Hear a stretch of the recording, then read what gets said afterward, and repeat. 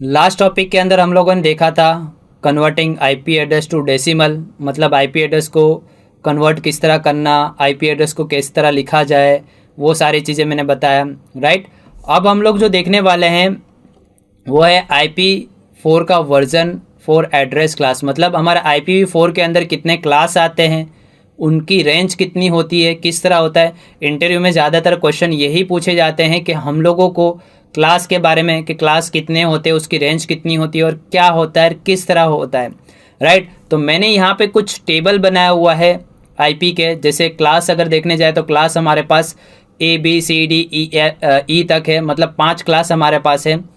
अब पहले जो 3 क्लास की अगर मैं बात करूं तो पहले 3 जो क्लास है, class A, class B, class C, ये लैन और वैन के लिए यूज़ होता है। और D जो है हमारा मल्टीकास्टिंग, और E जो है रिसर्च एंड डेवलपमेंट के लिए रखा गया है। राइट, तो वो रेंज हम लोगों को यूज़ करना नहीं होता है। हम लोगों को सिर्फ class A, class B, class C तक ही हम लोग यूज़ करते हैं, अदरवाइज हम लोग वो यूज़ नहीं करते हैं। राइट, अब उसका रेंज की अगर बात करें तो रेंज के अंदर क्लास A का रेंज जो है वो 1 से लेके 126 तक है। अब 126 तक है, बट 127 यहाँ पे अगर क्लास B की रेंज चालू होती है तो 128 से चालू होती है। क्यों 127 से नहीं? क्योंकि 127 जो है वो लूप बैक एड्रेस है। क्या है? लूप एड्रेस है, जो सिस्टम के आइडेंटिफिकेशन, मतलब जो पोर्ट होता है वो सेल्फ टेस्टिंग के लिए रखा गया है, रिजर्व IP है।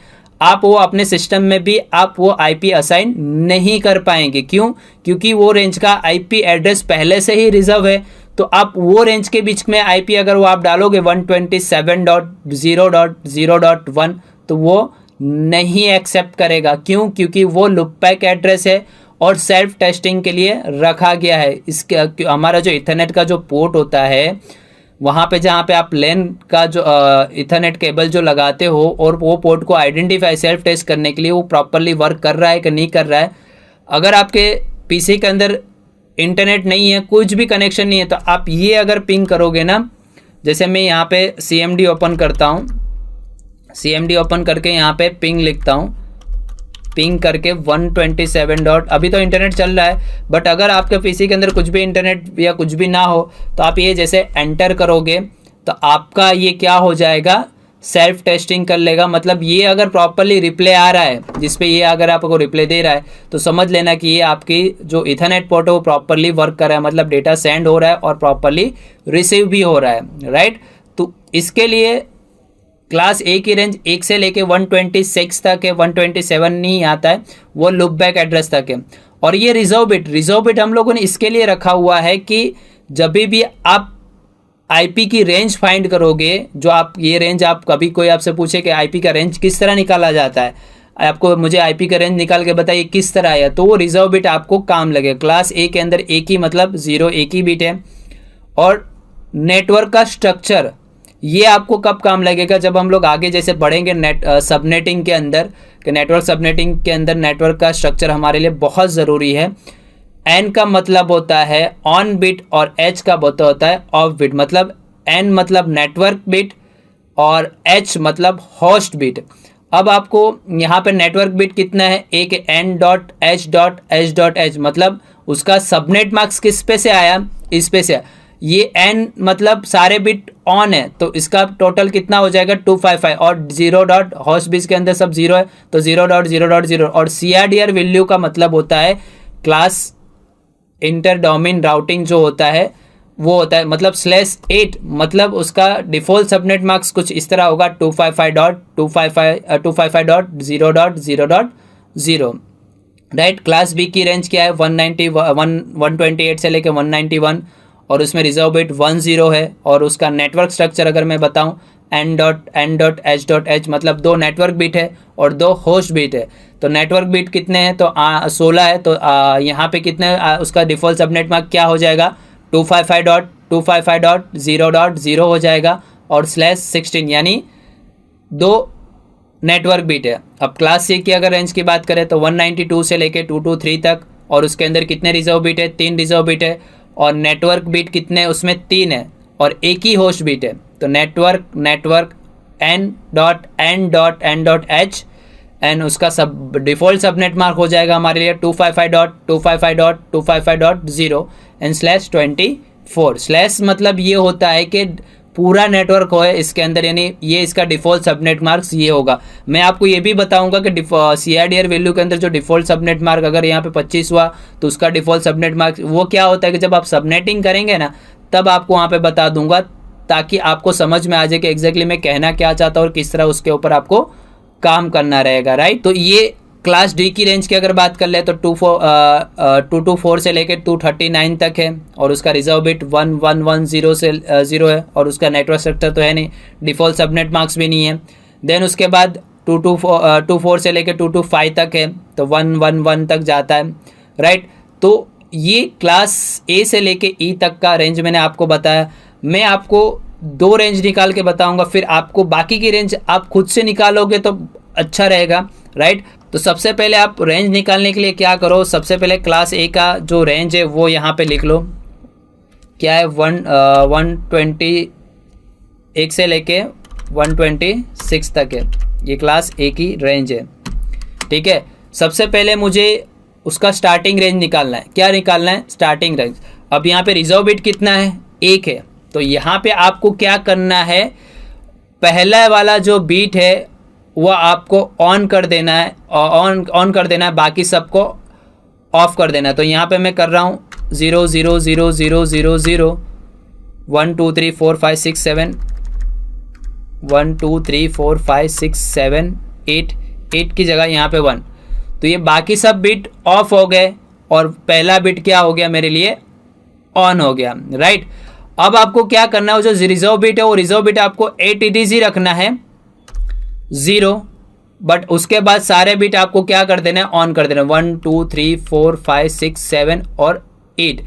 अब ये 128 बिट वाला ऑफ हो गया, मतलब मैंने ये वाला बिट ऑफ कर दिया। अब आपको कैलकुलेट करना है कितने बिट का? 7 बिट का करना है। तो 64 plus 32 plus 16 plus 8 plus 4 plus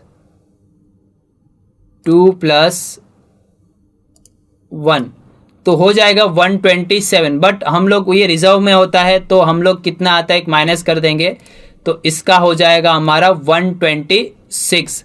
मतलब यहाँ पे स्टार्टिंग रेंज आपको कहाँ से मिली, यहाँ से किस तरह मिली? आपको क्या करना, पहले बार आपको ऑफ करना है, दूसरी बार आपको उसको ऑन कर देना, बट रिजर्व बिट जितना है उतना आपको वहाँ पे ऐड कर देना है। जैसे मैंने यहाँ पे क्लास ए के अंदर एक ही रिजर्व बिट था, तो एक रिजर्व बिट कर दिया, यहाँ पे रख दिया, और बाकी सब बिट को मैंने क्या कर दिया?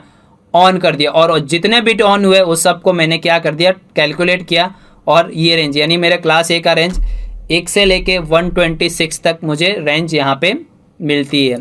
अब क्लास बी की रेंज की आपको बता दूं ताकि आपको और समझ में आ जाए, ठीक है। तो मैं यहाँ पे क्लास बी की रेंज है 128 से लेके 191 तक है। कितना है? 191 तक। अब क्लास बी के अंदर कितना रिजर्व बिट है? 10 है, तो आपको क्या करना है? स्टार्टिंग रेंज निकालना है, तो पहले 10 तो ATTC रख ही देना है, जो रिजर्व बिट है उतना तो आपको यहाँ पे ऐड कर देना है। जैसे ये रिजर्व बिट है वो मैंने यहाँ पे ऐड ही कर दिया, फिर बाकी सब बिट को क्या कर दो? ऑफ कर दो। 2 है, 3 4 5 6 7 और 8, ठीक है। अब ये बिट का टोटल कितना होता है? 128, तो आपको यहाँ पे सिंपली लिख देना है 128, ठीक है।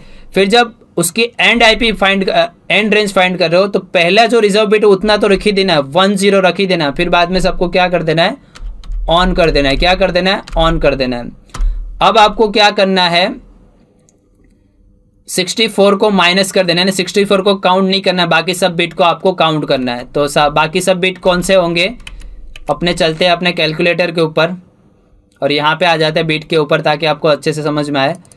तो 128 बिट तो काउंट होगा ही, प्लस 32 करेंगे हम लोग काउंट, 16 बिट काउंट करेंगे, 8 बिट काउंट करेंगे, 4 प्लस 2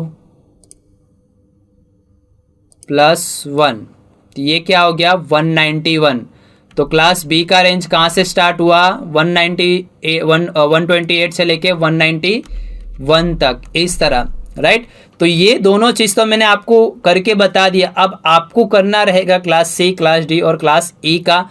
अब प्रैक्टिस करोगे तो आपको अच्छे से समझ में आ जाएगा। अगर मैं चाहूँ तो मैं भी बता सकता हूँ, बट नेटवर्क के अंदर भी मैंने बताया हुआ ही है। अब आपको खुद से एक बार करना है कि ये किस तरह होता है। जो मैंने आपको रेंज बताया, आपको क्या करना है, जो रिजर्व बिट पहले है उसको पहले रख देना है। फिर पहली बार अगर रेंज ऊपर का जो फर्स्ट स्टार्टिंग रेंज निकाले हो तो फर्स्ट टाइम आपको रिजर्व बिट जितना है उतना करके उसको ऑफ कर देना है। फिर उसके बाद जब उसका एंडिंग रेंज निकाल रहे हो तो पहला जो रिजर्व बिट जितना है उतना आपको रख ही देना है, बाकी सब बिट को क्या कर देना है, ऑफ कर देना है। तो आप जो बिट ऑन है उसका ही आपको टोटल करना है, ऑफ बिट का आपका कोई भी टोटल नहीं होगा, राइट। ठीक है, तो ये चीज़ मैं आपको यहाँ पे बताना चाहता हूँ। अगर आपको रेंज निकालने के बारे में कोई पूछे तो आप सिंपली इस तरह आप करके वहाँ पे बता सकते हो। और अगर आप ए क्लास के आईपी एड्रेस अगर डालते हो, जैसे 192.10.0.0.1 करते हो, तो उसका डिफ़ॉल्ट सबनेट मार्क 255.0.0.0 ही आएगा। अगर आपसे कोई 172.168.1.1 का है कि कौन सी रेंज का आईपी एड्रेस है, तो आपको देख लेना है कि 128 से लेकर 190, तो ये कौन सी रेंज का आईपी एड्रेस, कौन सी रेंज का आईपी क्लास का रेंज है, क्लास बी का है। और उसका डिफ़ॉल्ट सबनेट मार्क्स आएगा 255.255.0.0.0। फिर आपको पूछा जाए ये भी कि 200.200.200. तो ये भी हमारा क्लास सी का ही है, क्योंकि क्लास सी का रेंज कहाँ से 192 से लेके 223 तक जाता है। कितना जाता है, 192 से लेके 223। तो ये भी आपका क्या हो जाएगा, क्लास सी के रेंज का आईपी, और उसका डिफ़ॉल्ट सबनेट मास्क होगा 255.255.255.0, राइट। तो ये आपको पता होना ज़रूरी है। अगर आपसे कोई पूछे कि अगर ये भी रेंज का कोई अगर आपसे आईपी दे कि 150.0.0.1, तो ये हो जाएगा हमारा क्लास बी का आईपी एड्रेस होगा। कौन सा होगा, क्लास बी का।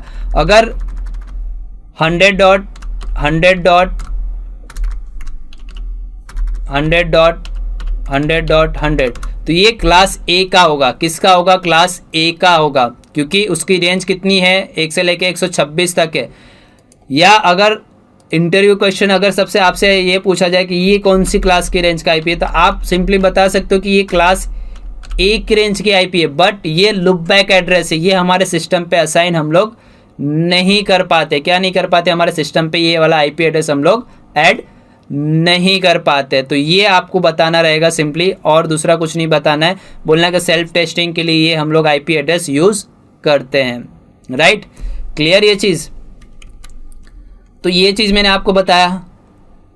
अब आपको क्लास ए के अंदर कितने एड्रेस है, जो मैंने यहाँ पे टेबल अभी आगे आपको बताया, वो आपको पता होना ज़रूरी है। ये पूछा जाता है, और जब हम लोग सबनेटिंग करेंगे तो सबनेटिंग के अंदर भी आपको पता चलना चाहिए कि भाई क्लास ए के अंदर कितना होस्ट आईपी है, कितना नेटवर्क आईपी है। नेटवर्क आईपी हम लोग राउटर के ऊपर असाइन करते हैं, और होस्ट आईपी हमारे जो क्लाइंट होते हैं उसके ऊपर हम लोग असाइन करते हैं।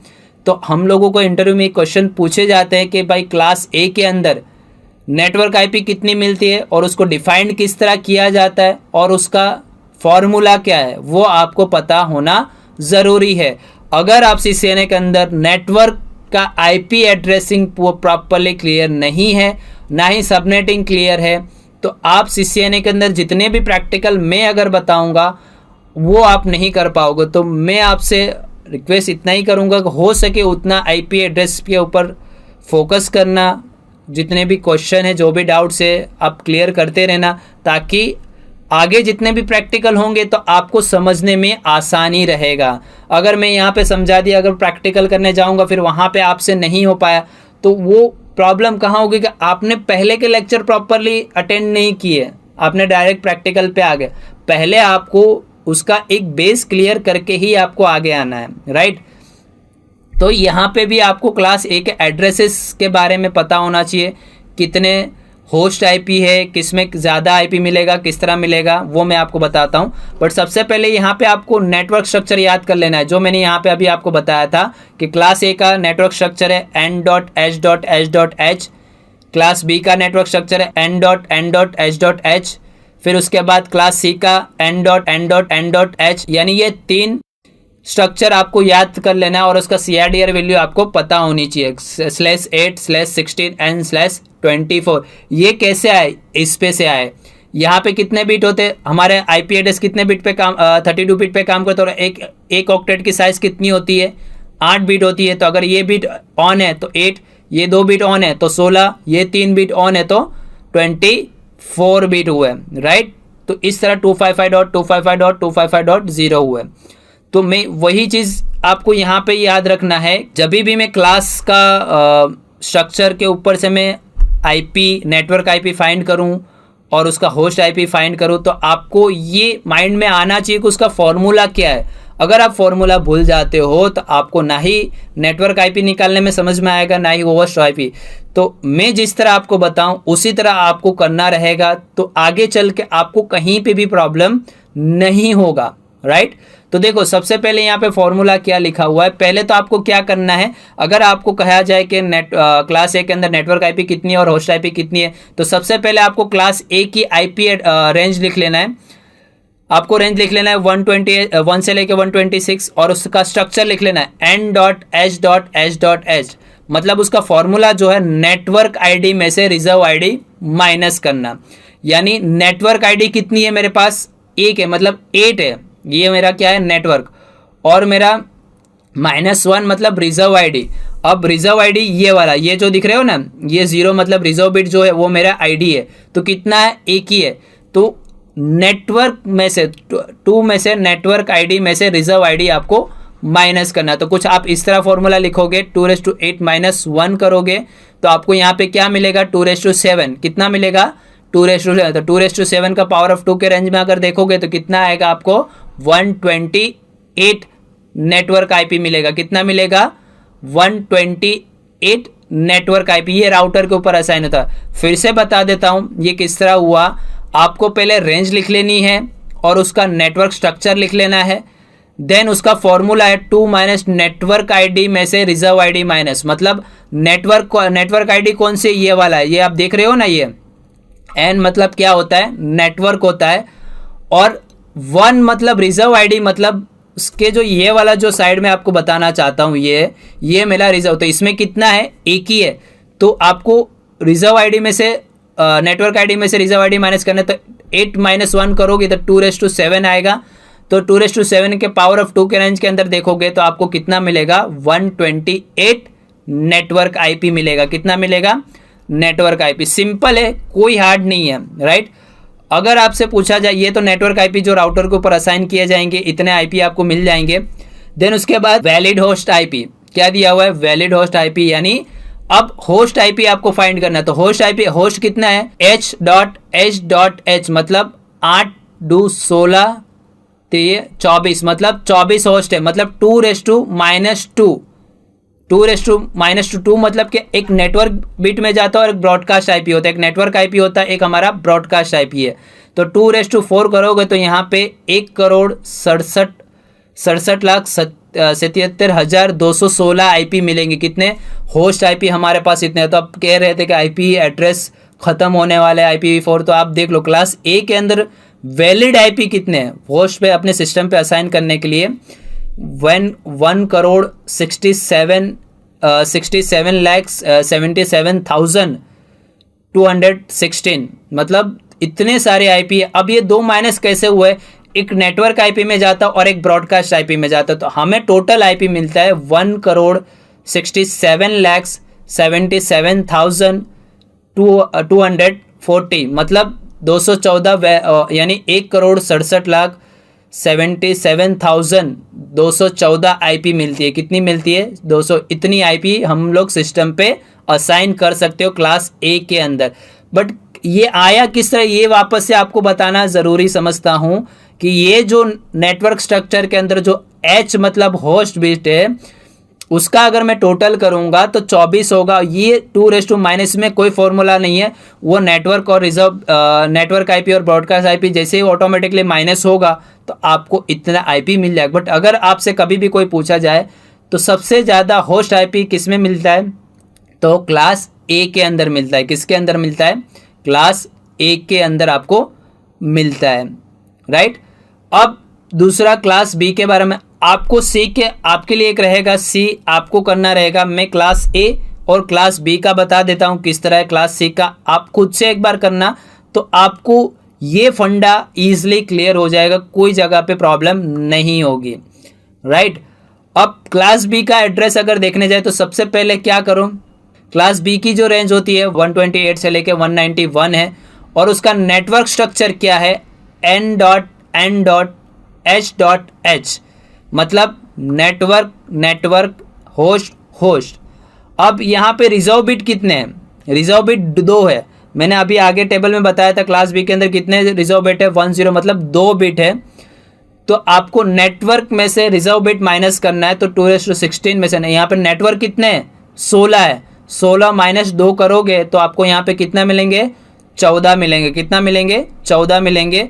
और उसका नेटवर्क आईपी आपको कितना मिलेगा क्लास बी के अंदर, 16,384 आईपी आपको यहाँ पे मिलेंगे, मतलब 16,384 नेटवर्क आईपी मिलेंगे। सिंपली है, नेटवर्क में से रिजर्व आईडी माइनस कीजिए और उसका 2⁻² की रेंज में आप काउंटिंग कीजिए तो आपको नेटवर्क आईपी मिल। अब 2:7 के बाद 2:8 करोगे तो 256 हो जाएगा। इस तरह आपको 2:2 करोगे तो आपको 2 को 14 बार गिनोगे तो आपको ये वैलिड आईपी आपको मिल जाएगा, मतलब नेटवर्क आईपी आपको मिलेगा। अब होस्ट आईपी आपको निकाला तो उसमें भी होस्ट आईपी में भी 16 है, नेटवर्क में भी आपको 16 ही मिला। तो सिंपली यहाँ पे भी आपको करना है 2:16 माइनस 2। अगर आप 2:16 करोगे तो 65,536 वैलिड होस्ट आईपी मिलेंगे, मतलब आप अपने सिस्टम पे आईपी असाइन कर सकते हो, राइट। अब 2 माइनस कर दोगे उसमें से तो 65,534 हो जाएंगे। कितने हो जाएंगे, 65,534 हो जाएंगे, राइट। तो ये जो है वो क्लास के एड्रेसेस के बारे में मैंने बताया, कितने एड्रेस है, कितने वैलिड होस्ट है, कितने आईपी है। मैं आपको स्लाइड भी बता ही देता हूँ सी के अंदर। क्लास सी की रेंज जो है वो 192 से लेके 223 तक है, राइट, ठीक है। तो क्लास सी के अंदर नेटवर्क स्ट्रक्चर की अगर बात करूँ तो कितनी है नेटवर्क स्ट्रक्चर, हमारा 3 नेटवर्क है और एक होस्ट है। तो नेटवर्क आईडी में से रिजर्व आईडी माइनस करोगे तो 24 में से 3 माइनस करोगे 2:21 आएगा। तो नेटवर्क आईपी आपको कितना मिलेगा, 20,97,152 नेटवर्क आईपी, मतलब सबसे ज़्यादा नेटवर्क आईपी अगर हमको मिलता है तो क्लास सी के अंदर मिलता है। 20,97,152 आईपी नेटवर्क आईपी हमें मिलते हैं, राइट। अगर वैलिड होस्ट आईपी की बात करें तो कम से कम आईपी और कम से कम सबसे कम होस्ट आईपी हम लोगों को मिलता है क्लास सी के अंदर, मतलब 2:8 करोगे तो कितना हो जाएगा, क्योंकि हम लोग हमारा एंडिंग कहाँ तक होता है आईपी का, 255 तक ही होता है, उससे ज़्यादा नहीं जाता है। तो 200 हम लोगों को कितना 254 तक होस्ट आईपी हम लोग दे सकते, मतलब 254 तक हम लोग आईपी अपने नेटवर्क के अंदर, मतलब अपने पीसी के ऊपर असाइन कर सकते हैं, राइट। तो ये मैंने पूरा बताया कि क्लास ए का कितना नेटवर्क आईपी मिलता है, क्लास ए के अंदर होस्ट आईपी कितना है, क्लास बी के अंदर कितना होस्ट आईपी है, कितना नेटवर्क आईपी है, वो मैंने आपको बताया। क्लास सी के अंदर कितना नेटवर्क आईपी है और क्लास सी के अंदर होस्ट आईपी कितना है। क्लास ए के अंदर होस्ट आईपी ज़्यादा है, नेटवर्क आईपी कम है। क्लास सी के अंदर नेटवर्क आईपी ज़्यादा है और होस्ट आईपी कम है। जब मैं आपको सबनेटिंग बताऊंगा तो ये जो आईपी हम लोगों को मिलता है ना, वहाँ पे मैं आपको यूज़ करके बताऊंगा। ये लेक्चर के अंदर आगे कंटिन्यू रहेंगे तो आपको अच्छे से समझ में भी आ जाएगा। अब कुछ प्राइवेट आईपी और पब्लिक आईपी के बारे में बात करना भी हमारे लिए बहुत ज़रूरी है, क्योंकि जब तक हम लोगों को पता नहीं चलेगा कि प्राइवेट आईपी की रेंज क्या होती है, पब्लिक आईपी की रेंज क्या होती है, तो हम लोग कुछ भी नहीं कर पाएंगे, ठीक है। तो सबसे पहले अगर प्राइवेट आईपी की बात कर लें तो use within LAN over network के अंदर जो हमारा खुद के अंदर होता है वो, और पब्लिक आईपी जो होता है वो पब्लिक के लिए जो आप इंटरनेट यूज़ करते हो। प्राइवेट आईपी जो है वो नॉट रिकॉग्नाइज ओवर इंटरनेट पे वो प्राइवेट आईपी नहीं चलती है, ठीक है, असाइनड बाय लैन एडमिनिस्ट्रेटर, मतलब जो असाइन करता है वो, और यहाँ पे IANA सर्विस जो प्रोवाइड करता है वो। और प्राइवेट आईपी की अगर बात करूँ तो यूनिक ओनली इन अ लैन, मतलब लोकल एरिया नेटवर्क के लिए, और यूनिक ऑफ ग्लोबली के लिए यूज़ होता है। फ्री ऑफ कॉस्ट होता है हमारा प्राइवेट आईपी, उसका कोई कॉस्ट नहीं होता। आप 10 से लेके 192 तक भी बीच के रेंज दो, कोई आपको चार्ज नहीं लगेगा।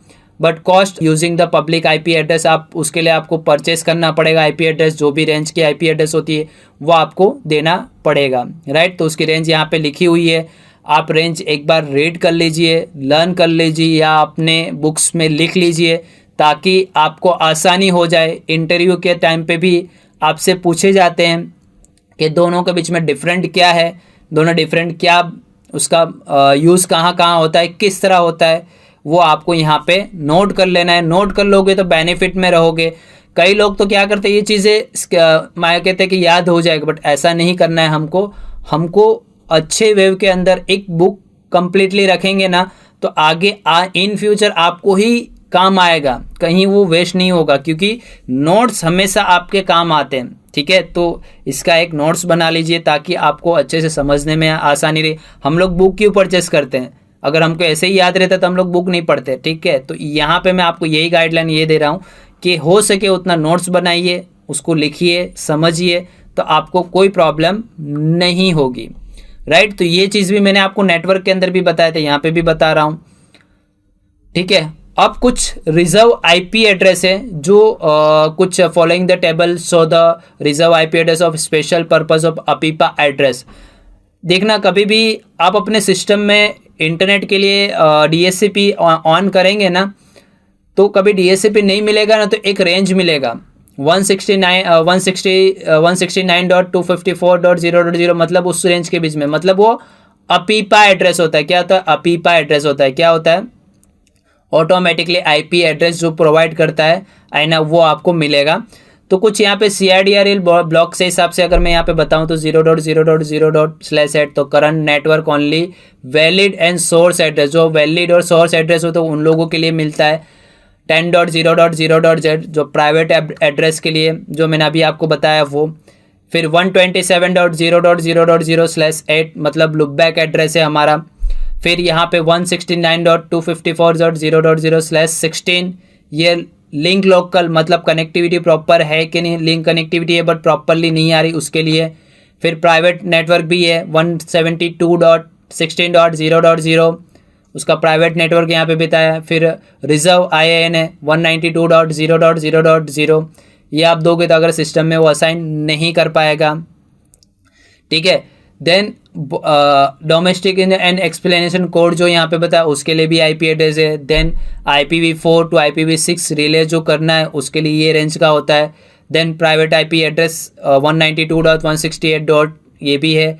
Then multicast for class D, तो उसकी आईपी का रेंज 224 से लेके 224.0.0.0, एंड रिजर्व एंड के लिए जो बताया है 240.0.0 रिसर्च करने के लिए, वो क्लास E का नेटवर्क होता है।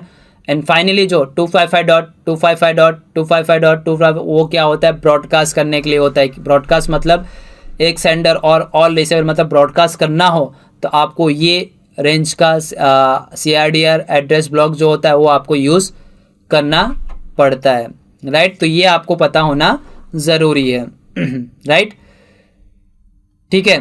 तो ये चीज़ मैंने आपको प्रॉपरली क्लियर कर दिया कि क्या चीज़ है और क्या नहीं है,